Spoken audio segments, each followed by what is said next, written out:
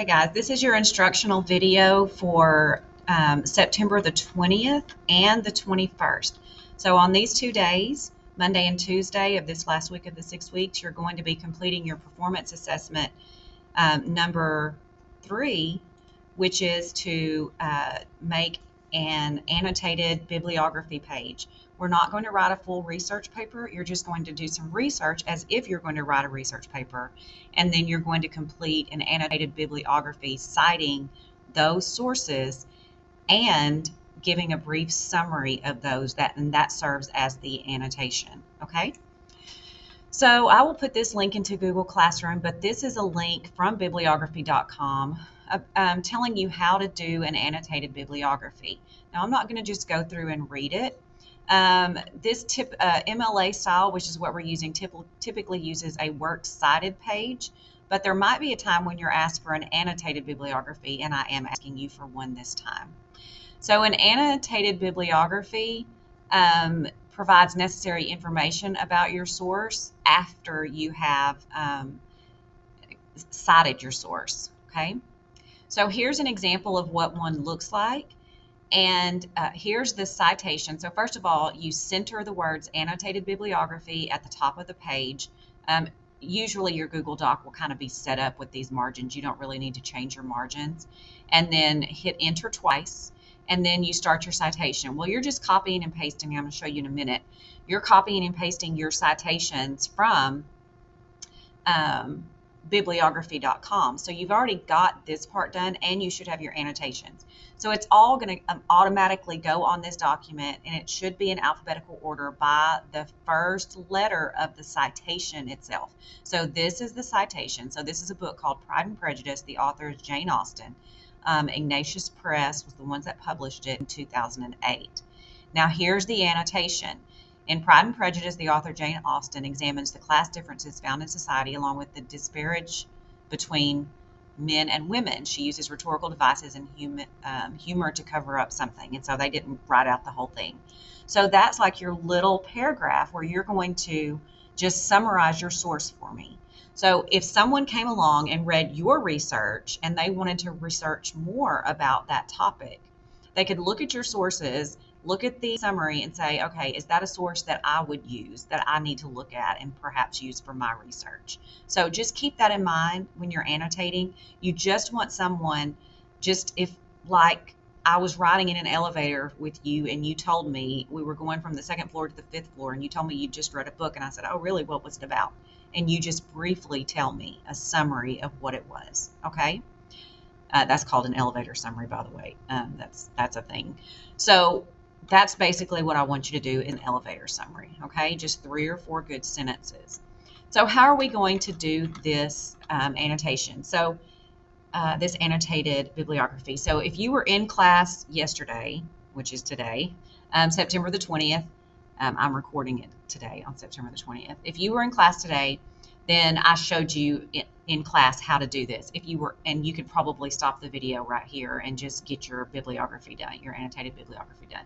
If you weren't here, or if you think you need extra support, then you can go ahead and keep watching the video.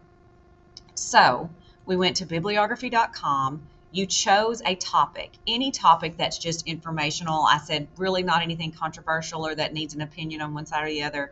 So Michelangelo, the Italian Renaissance, or the art of the Italian Renaissance, medieval jousting, medieval armor, just anything that you're interested in, the origin of a certain video game, or Atari that was popular when I was a kid. Maybe you want to know more about the games that people played back then. So really just anything. I'm not going to be super picky about the topic, just anything informational that you want to know more about. Then you're just going to go to bibliography.com and you're going to click on, and yours may look a little bit different than mine, but you're going to click on Start Your Bibliography. And I'm already logged in, so I'm going to log out just to show you. So you click on Start Your Bibliography, and then you do need to log in. So the way to log in is just to sign in with Google. And there it signed me in. You may have to click allow this or whatever. And then yours is not on a drop down, mine's on a drop down, but to your left, you should see Start New Bibliography. So click on Start New Bibliography. Like I said, most of you have already done this. And then I'm just going to rename it English 2. And that's all I need to do. I'm going to keep it as MLA format because that's what we're using, Modern Language Association. I'm going to save that, and now I'm ready to add new citations. So let's say that I'm going to be researching medieval jousting. So I'm just going to do a search for medieval jousting, and I'm going to start looking at resources that might look good for that. I'm going to avoid Wikipedia for now. It can be a good place to start sometimes. Here's the history of jousting from Sky History TV channel. Here's Britannica, which is an encyclopedia. So I'm going to go ahead and click on this one, and I'm just going to kind of look through this article. I don't know why it looks like that, but I'm looking through this article. I'm like, oh, that's nice and short. It tells me what jousting is. So I'm going to probably use that as a source. Okay, if I make my screen smaller, it's kind of showing it up a little bit more for me. So I'm looking at it, and this doesn't have an author because it just says by the editors of Encyclopedia Britannica, so I don't have to list an author. So what I'm going to do is I'm just going to copy that, and I'm going to go back to my bibliography page. I'm going to paste that into the search bar. I'm going to search. It's going to pull up all the information for me. And then all I have to do is click Cite. Now, I can either click Cite and come back and do my annotation later, or I can do my annotation now. So my annotation, again, is a summary of the article. So I'm not going to read this and summarize for you right now, but I'm just going to put, so for your annotation, you're not going to write this. This is me telling you what to write. Write a 3 to 5 sentence summary of the source or article, whatever the case may be. Okay, so that's what you're going to write right here, and then when you're finished, you're going to click Cite, and it adds it to it right there. Okay, now I'm going to go back to my search page somewhere, and I'm going to choose 2 more. So I'm going to go ahead and do this very quickly. Medieval Chronicles Knights Jousting. Jousting was a medieval sporting contest. That looks good. If I were in class, I would probably spend a little bit more time evaluating that source to make sure it's a good one. And then I'll click Paste back into my search bar. I'll search, and then I will check to see if there was an author, and then I'll do my annotation, and then I'll cite it. Okay, so now just pretend like I've gotten 3 sources. I've summarized those 3 sources in the annotation. I've checked to make sure that it pulled in the author's names, and if it didn't, I've added that to it. So I've got those 3. So now what I'm going to do is I'm going to copy and paste all, and I'm going to open, I should have put a Google Doc in Google Classroom for you so that it would automatically be there, but you're going to attach your own Google Doc. So I would just paste, and now I have my bibliography page, but I'm going to rename it. Remember when we looked at the beginning of the video, it's called Annotated Bibliography. I'm going to hit Tab because that'll just do it for me. This needs to be centered. And then I've got my one source, and then I'll have my annotation here, and then I'll have this source and my annotation here.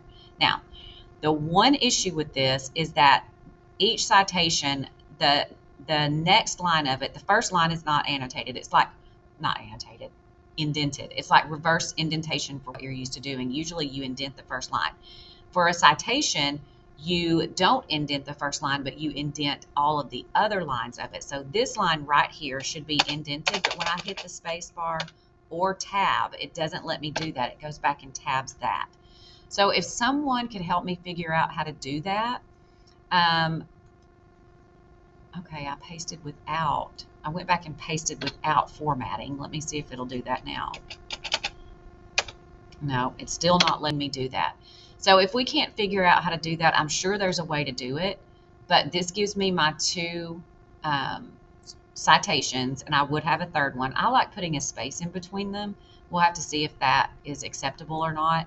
Either way right now is okay. I think looking back at it, they didn't have any spaces in between. Well, it didn't really show the next one, really. So I'm going to indent my annotation here.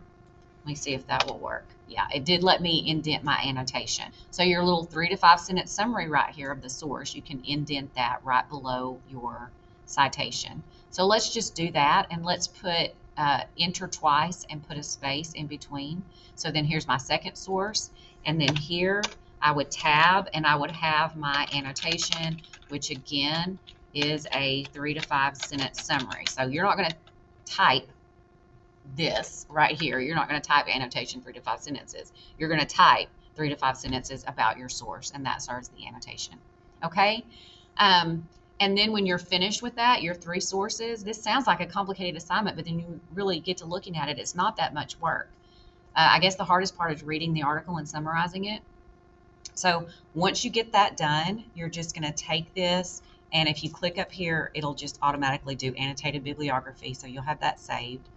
And then what you can do is just copy this link. I know there's more than one way to do it. You can copy this link and go back to Google Classroom. It's not going to let me do that, but you go to your assignment, which it'll be September 21st. You'll click on that September 21st assignment and click Attach Document. There's something like that. So if you're not sure how to do that, I'm pretty sure you know how, but if you don't know how to attach a document, let me know. But don't just share your document with me. Attach it to the September 21st assignment in Google Classroom. Okay? I don't want this video to be too long, so I'm going to stop right there. Please, if you have any more questions or concerns, let me know. Email me and I will get back to you. Stay well, and I'll see you soon.